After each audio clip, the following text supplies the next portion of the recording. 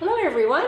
My name is Julie Lawler. I'm the Executive Director of the West Shore Chamber of Commerce. I am privileged to be coming to you today from the territories of the Coast Salish peoples, specifically the Esquimalt and Songhees nations, and very grateful to be gathering here today. I'm very pleased to introduce Jason Seed, who is going to take us through a Export Essentials webinar on behalf of Export Navigator. So Jason, over to you. Perfect. Thank you very much. Just share the screen here.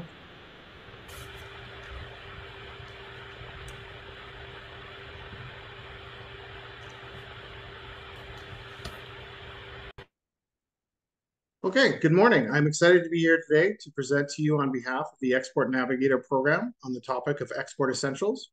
I want to acknowledge the funders of our program, the federal government through Pacific Development Canada and the province of BC through the Ministry of Jobs, Economic Development and Innovation. In the Greater Victoria region, the program is administered through the Small Business BC. I am speaking to you from Esquimalt, and I wanted to acknowledge and thank the Songhees and Esquimalt First Nation communities, past, present, and future, for their stewardship, care, and leadership of these lands.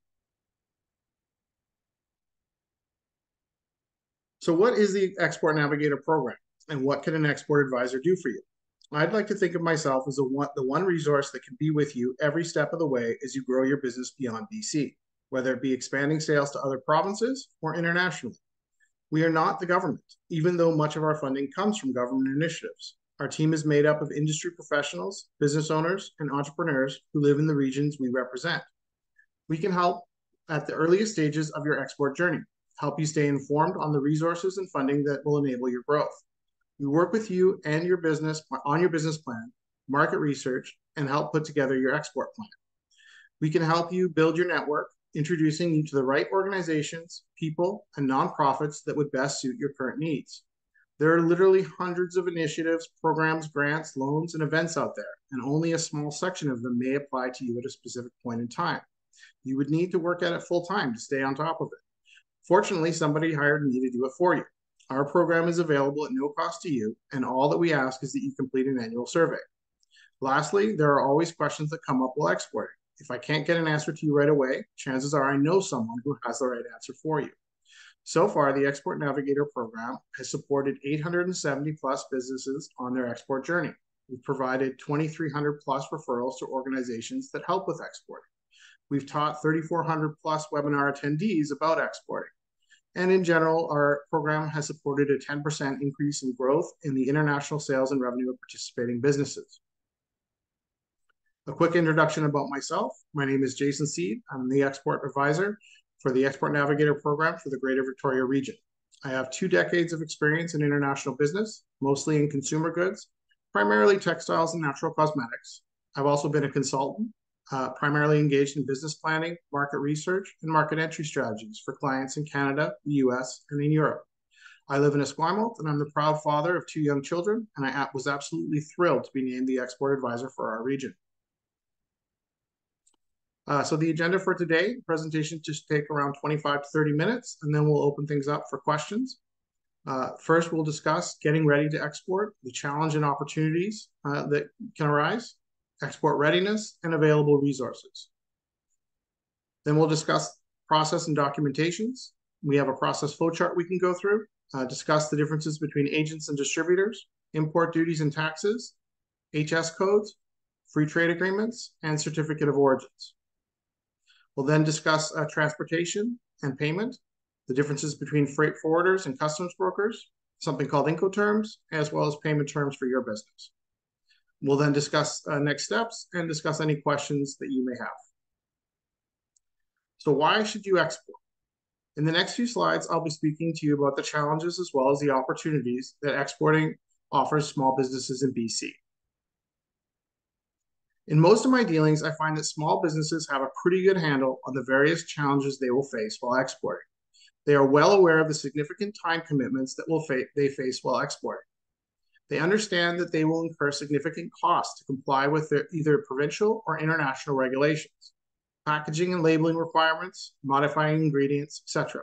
They understand that by exporting, they will open themselves up to increased competition. So what happens? Most simply do not do it, especially when it comes to international exporting. Only about 1.3% of BC small businesses export internationally. 98% of all businesses in BC are classified as small businesses, and only 1.3% of them export. So let's outline some of the major challenges to exporting. The first being time. In most cases, you really need at least one person that is dedicated to developing the export market. Exporting is not a short nor a fast process. International trade is a long-term strategy and will require patience and time from both you and your company. Doing business internationally will require your commitment to build relationships and trust with your new business partners. There will also be an increased cost to your production, administrative, and supply side. Maybe you will need to modify your ingredients or adapt your packaging. Maybe you'll need to attend new trade shows to meet potential buyers in your new market. And maybe if you're exporting a service, you'll need to get a different kind of accreditation. New marketing materials, including translation of social media, will likely also be required in addition to the market research necessary to make sure they fit your new target market. We are used to competition in our domestic markets, often because they are our neighbors or companies that we have grown up with. In international markets, you are going to face competition from around the globe. There will likely be existing competitors, both domestic and foreign, that are already established in the new market. Therefore, market research is again essential before you launch into a new country or even a new city. You're going to have to ensure that you can not only compete on price, but also meet those new customers' expectations. Those different and new expectations may derive from language or cultural differences. So ensure you consider these when planning and decision making. Despite all the challenges, exporting is an excellent strategy for growing and building a sustainable business. Exporting diversifies your markets. A problem or a slowdown in one region may not affect another. Just because Canada has a recession does not mean that the UK does, as an example. As you grow your exports, you will likely benefit from economies of scale. Perhaps you'll be able to buy larger quantities, thus reducing the costs. Or perhaps manufacturing more units reduces the individual cost. One of the most interesting benefits from exporting can be innovation. Studies show that on average, exporting companies tend to innovate twice as fast as non-exporting companies. Another benefit is just how much provincial and federal governments are willing to support you on this endeavor. We live in a time where the number of programs, services, grants, and subsidies are plentiful. And there's even a no-cost program that helps you connect you with all these resources and compare you with an advisor that can walk you through the individual steps at your own pace. So are you ready to export? Your export advisor can walk you through a personal, business, and product and service assessment to help you determine your readiness. Essentially, it may boil down to, do you have the growth mindset? Do you have the time and energy to dedicate to this project? And do you have the funds or access to them for your expansion? We can help you with that. There are many services available to you. The Export Navigator program, the Ministry of Jobs, Economic Development and Innovation, the Global Affairs Canada and their Trade Commissioner Service, Export Development Canada, Ministry of Agriculture, Food and Fisheries, the Business Development Bank of Canada. And on our website, you can find an export resource directory or sign up for the Export Navigator newsletter. These are just a few of the resources that are available to you, and they can help you take the next steps, but there are many more. Let's take a moment to talk about a recent client of mine. Apricel Biotechnology is a company spun out of the Laboratory for Innovations at Microengineering at UVic. In collaboration with the university, Apricel had developed a novel tumor-on-chip technology that opens up a multiplex opportunities for researchers and oncologists all the way from basic research to patient management. Now, some of you might be wondering, what do I have in common with a company that may help develop a cure for cancer? The steps for a biotech company are not very different than those I take for an exporter of consumer goods or agri-food. I help them investigate and validate international markets. I help them review grant eligibility. I reviewed their business plan and assisted them in developing their export plan. We also got translation for materials for their products. I also helped them review distribution agreements that they had signed overseas. And I'm right now in the process of doing a JEDI referral for them. The Ministry of Jobs, Economic Development and Innovation, or JEDI, actually has offices in all of the target markets that Apricel was interested in, as well as boots on the ground in those markets in the form of trade and investment representatives. I felt it was an excellent fit and wrote the referral application on their behalf. Once they begin working together with JEDI, JEDI will be able to introduce them my clients to distributors, help vet purchase orders, and make connections for them in their target markets. Let's start with looking at the flow of goods from British Columbia to your new target market in the broadest of terms. Essentially, we just want to break down the steps in between the seller, the exporter, and the buyer, the importer. Note that we have included the Canadian government agencies right at the beginning on this chart, as it's possible you won't need to interact with them, but often any documents or licenses you need from the Canadian government or government agency will need to be obtained before the goods leave Canada. The freight forwarder, the next on the step, is the company that will physically move your goods. Often they are combined with a customs broker and called the logistics provider. If you're exporting a service, the freight forwarder portion will not apply to you. Customs brokers can play an important role in exporting products as they act as your representative when completing both Canadian and international government paperwork, including paying duties and taxes on your behalf. They can also help when you are moving samples to a trade show. It's a good idea to start talking with them as soon as you start looking at your target market, as they can help you understand the new regulations and requirements. Of course, foreign governments in the receiving country will also be interested in the products and the people that come into their country. It's their job to keep their citizens safe. There may be requirements on everything from the type of pallet you use to the ingredients in your product to the type of visa that's required for you to enter the country. How long can you stay? And what activities are you allowed to perform? You need market research to start uncovering these details as soon as you begin to choose your new markets. One of the final players in this flow of goods is the importer or the buyer. Sometimes this will be the end user if a business is using a consumer e-commerce model. Often, though, it may just be an agent or distributor that will represent or sell your products within the new market. Where can you find agents and distributors? Actually, LinkedIn is a great place to start. Individuals and groups often have a page on LinkedIn and their contact information. Trade shows is another great avenue. Word of mouth. If you know somebody who is already exporting, what agents or distributors do they use in the market you're interested in? Industry and trade associations. Like, for instance, wine has trade associations pretty much all over the globe. Provincial and federal government offices in foreign markets. That was the aforementioned JEDI and the Trade Commissioner Service. Now let's talk about the difference between agents versus distributors. Agents are a representative of the exporter. They do not purchase the product from the exporter. They are involved in the import process only if required. They work for and are paid by the exporter in a predetermined method, often by sales commission. In my other company, the company that I own, Shalimar Accessories, we used agents both in a country where our goods were being manufactured. They assisted us with purchasing, labeling, packaging, making sure things were ready to export. And we also hired agents within Canada to help distribute our goods. They are not responsible for distribution costs, and they generally do not have control of the resale price. They are not normally responsible for after-sales service. Basically, the exporter sells through an agent. Distributors, on the other hand, are a customer of the exporter. They purchase the product from the exporter and then sell it to the customer. They import the product, mark up the supply price to cover additional in-market costs of ownership and distribution. They are responsible for distribution, and they have strong relationships with the customers in the target market. They control the selling price, and they are responsible for after-sales service and, in some cases, warranty and guarantee issues. Essentially, exporters sell to a distributor. One of the first steps when exporting is to look at the Harmonized System Code, or tariff code. Generally, we just refer to these as HS codes. The Harmonized System is used in over 200 countries across the globe.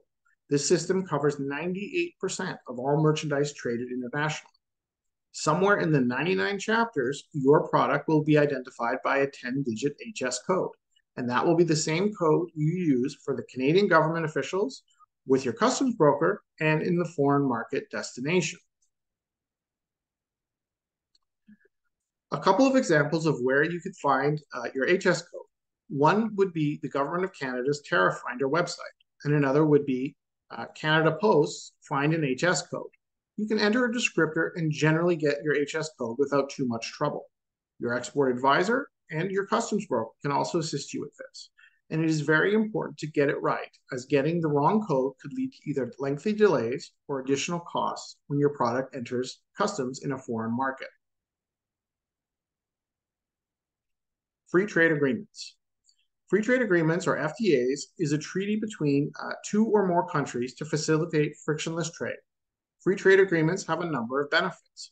They open markets by reducing barriers and creating certainty and transparency for consumers, businesses, and investors.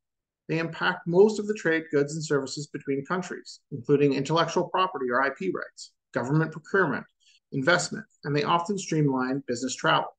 They can assist Canadian businesses by giving them preferential access to new markets with reduced duties, sometimes all the way to zero. They can create greater profit margins for you. Canada has 15 trade agreements in place, covering 61% of global GDP, and enables us to service 1.5 billion people, largely tariff-free. A certificate of origin, or CO or COO, declares the origin of the product you are exporting and how much of it was made in Canada, which may allow you to benefit from duty-free or reduced duty under Canada's free trade agreements. For certain agreements, certificate of origins forms are available through the Government of Canada's website under the CBSA, or Canadian Border Services Agency. You can search by country name. You can also learn more about the specific trade and investment agreements and their requirements online through a customs broker. Transportation and logistics. When choosing how to transport your product, there are many things to consider. There may include the size and weight of your product, the speed at which the product needs to arrive and at its destination, the cost of shipping, as well as any special requirements such as refrigeration. It is important to research your options carefully, as mistakes in logistics or customs can be extremely costly. A freight forwarder or customs broker can be a valuable resource to understand these options.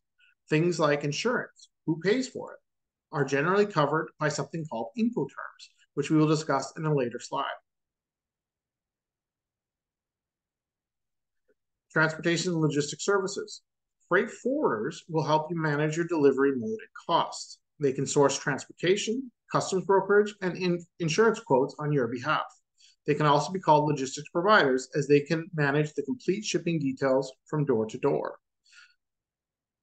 Customs brokers get your goods through Canadian and foreign customs by preparing paperwork and paying duties on your behalf. They are good sources of information to ensure compliance with foreign border requirements. Some of the larger companies out there do all of this under one banner.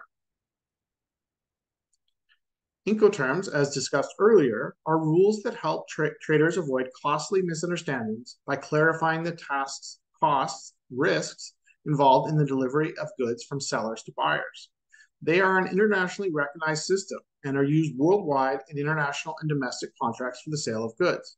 So it's important that your export strategy involves at least the understanding of these standards.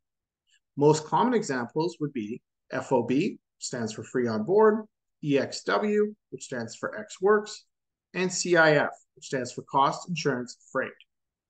Under the terms of FOB, short for free on board, the seller clears the goods for export and ensures they are delivered to the load and loaded onto the vessel for transport at the named port of departure. The buyer takes over risk and costs, including import clearance and duties, as soon as the goods are loaded onto the transport vessel at the port of departure. FOB only applies to ocean or inland waterway transport. As such, the named place is always a port. It does not apply if the main carriage is via air, ground, or rail. EXW, Ex Works, places minimum responsibility on the seller, who only has to make the goods available, suitably packaged for export, at the specified place, usually the seller's factory or depot. The buyer is responsible for loading the goods onto the vehicle, for all export procedures, for onward transport, and all costs arising after collection of the goods. CIF, or Cost Insurance Freight, the seller arranges and pays for transport to the named port. Seller delivers the goods, cleared for export, loaded on board the vessel.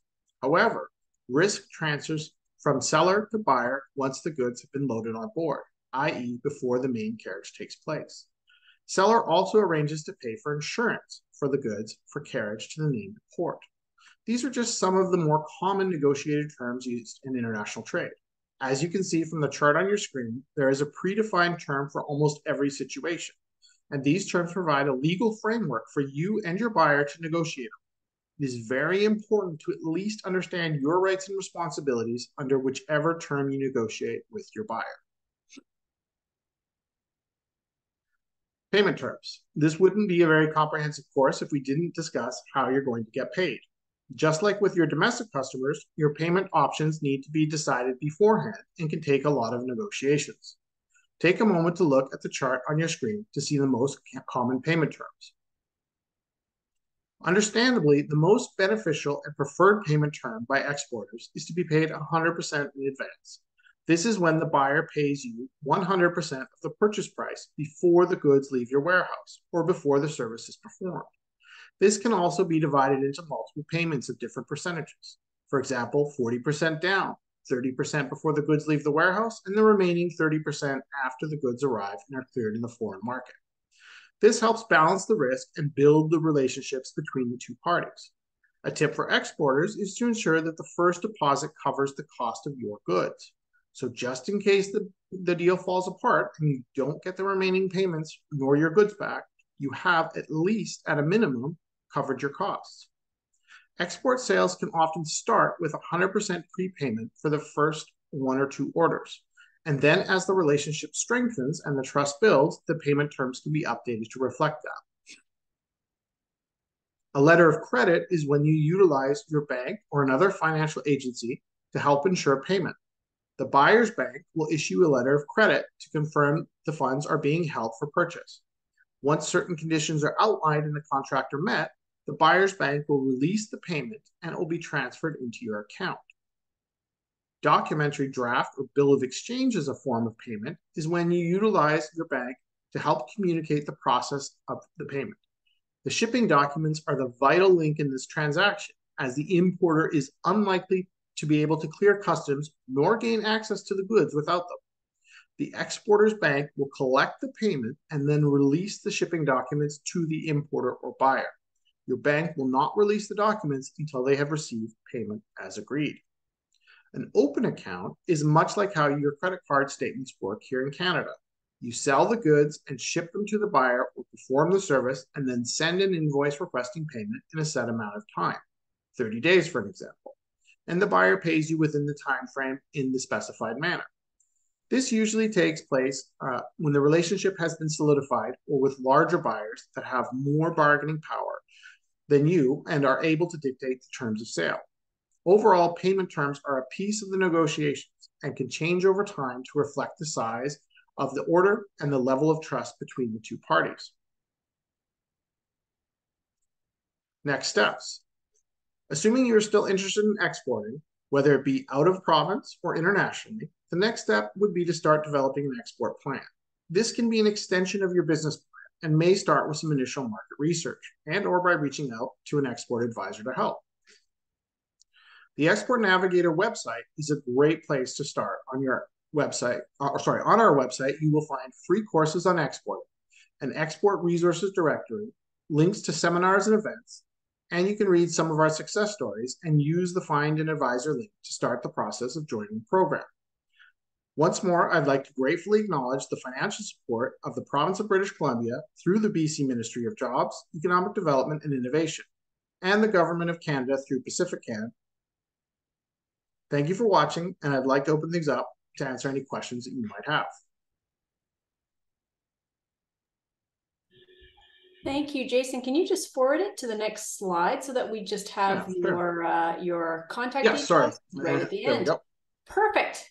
So we've got contact details, and that is how we will end the recording before opening up for questions. Thank you very much.